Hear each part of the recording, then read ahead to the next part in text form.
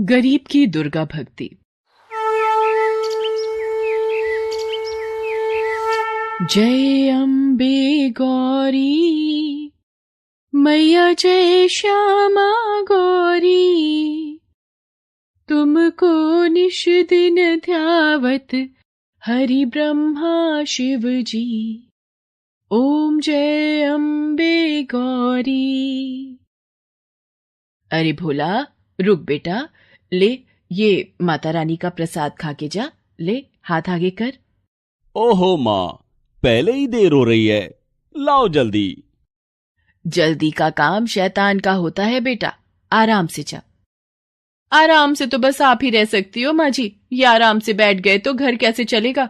जाओ जी, जल्दी जाओ आप। माँ जी के पास तो कोई काम है नहीं, सारा दिन माता रानी के सामने घंटी बजाने के सिवाय। भोला अपने खेत के लिए निकल जाता है। ना तो उसने मीना को उसके व्यवहार के लिए टोका और ना ही मंगला उसे कुछ कह सकी। दरअसल मंगला की बहू मीना बहुत ही तेज तर्रार थी, साथ ही लालची और मतलबी भी। वो मंगला से कभी भी सीधे मुंह बात नहीं करती थी। भोला भी उसी के रंग में रंग चुका था।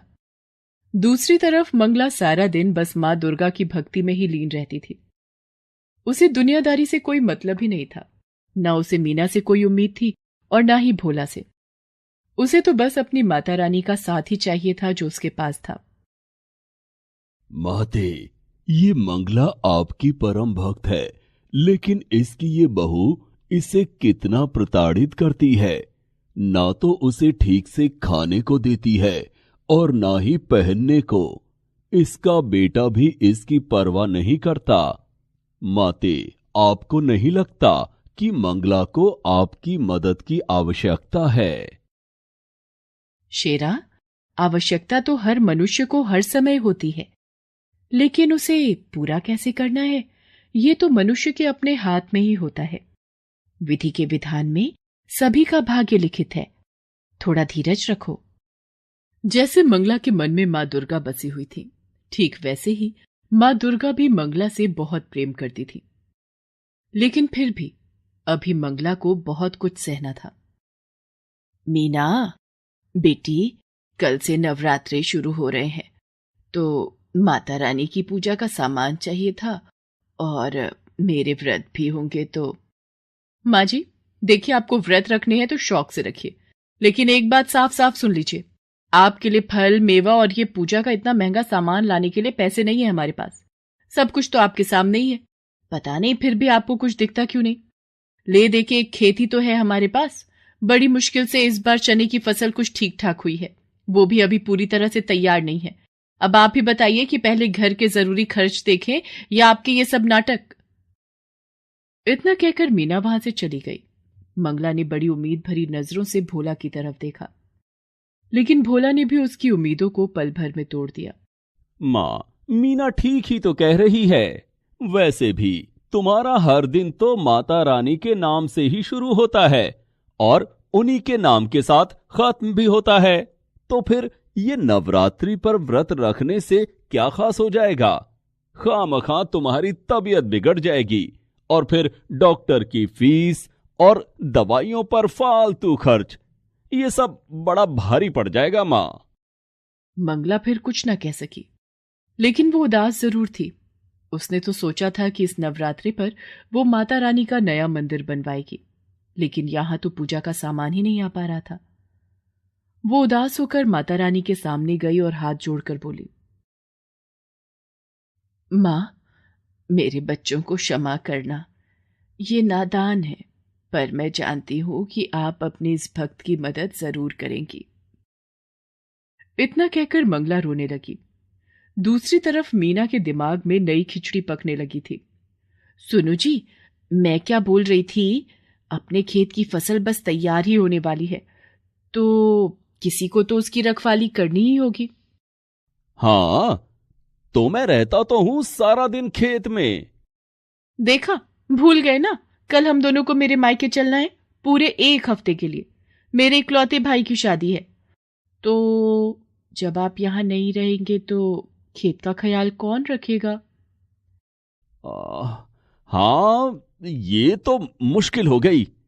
ऐसा करते हैं, तुम अकेली चली जाओ शादी में मैं रुक जाता हूं यहीं। अरे ना ना, आप नहीं चलोगे तो अच्छा लगेगा क्या? और वैसे भी मैंने शादी के लिए सारी तैयारियां कर ली हैं। आपके लिए और अपने लिए नए कपड़े भी खरीद लिए हैं। ये देखिए, शादी की हर रस्म के लिए अलग अलग कपड़े खरीदे हैं मैंने।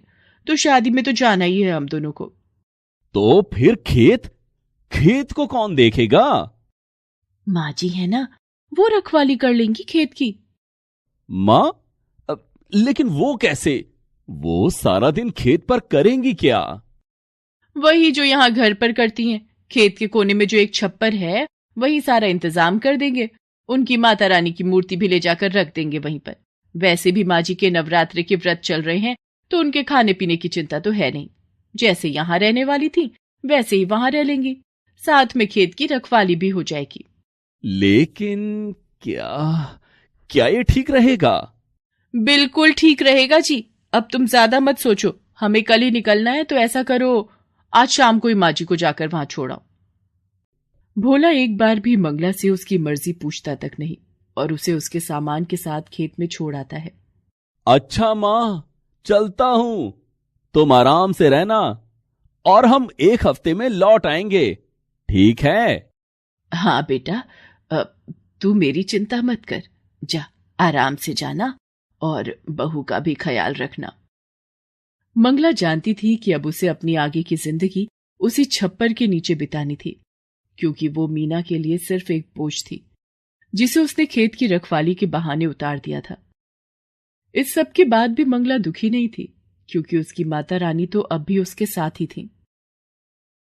शेरा, कितने दिन हो गए धरती पर विचरण किए हुए। चलो आज चलते हैं।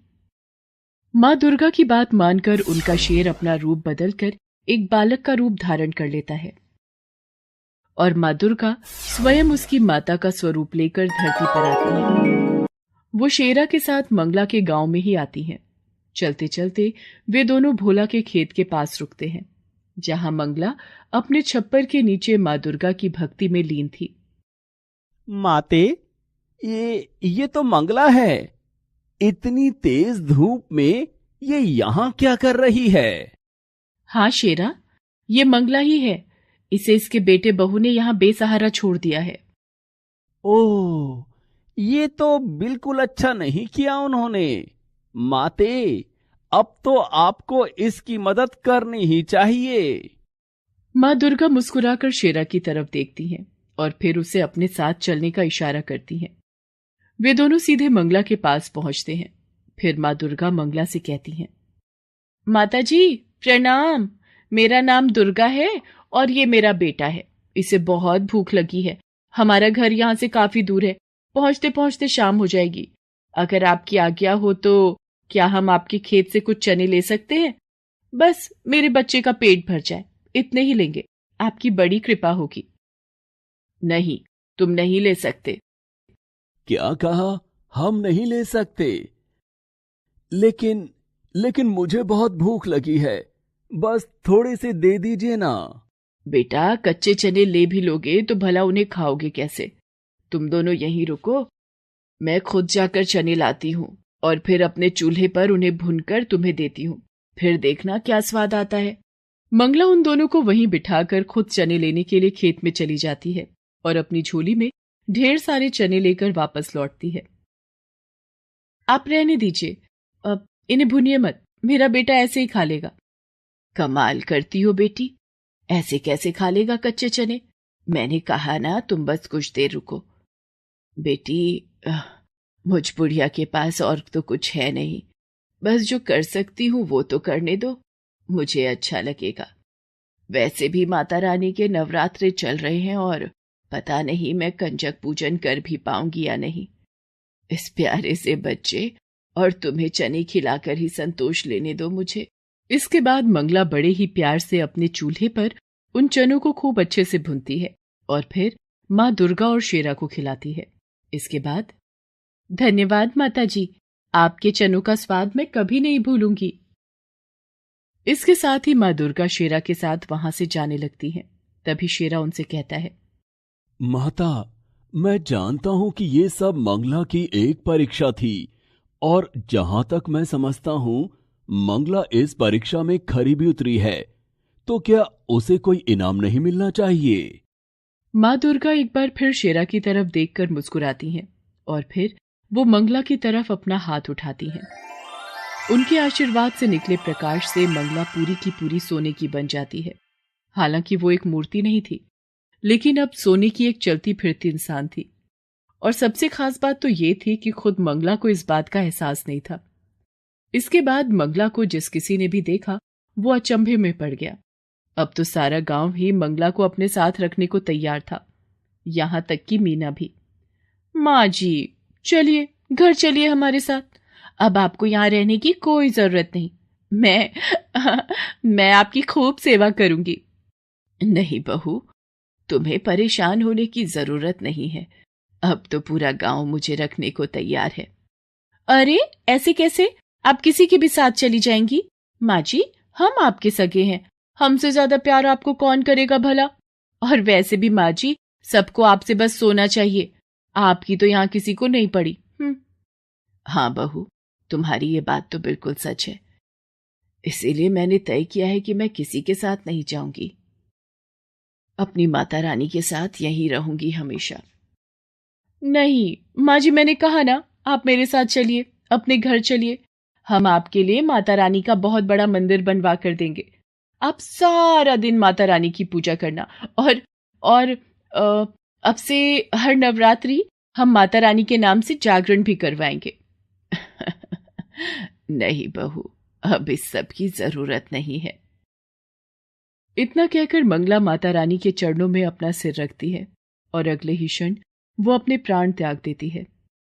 ऐसा लग रहा था मानो उसने माता रानी के चरणों में ही मोक्ष को प्राप्त कर लिया था। मंगला को जो चाहिए था वो उसे मिल गया था, लेकिन मीना को नहीं, क्योंकि ना तो अब मंगला सोने की थी और ना ही मीना के किसी काम की। Please subscribe this channel.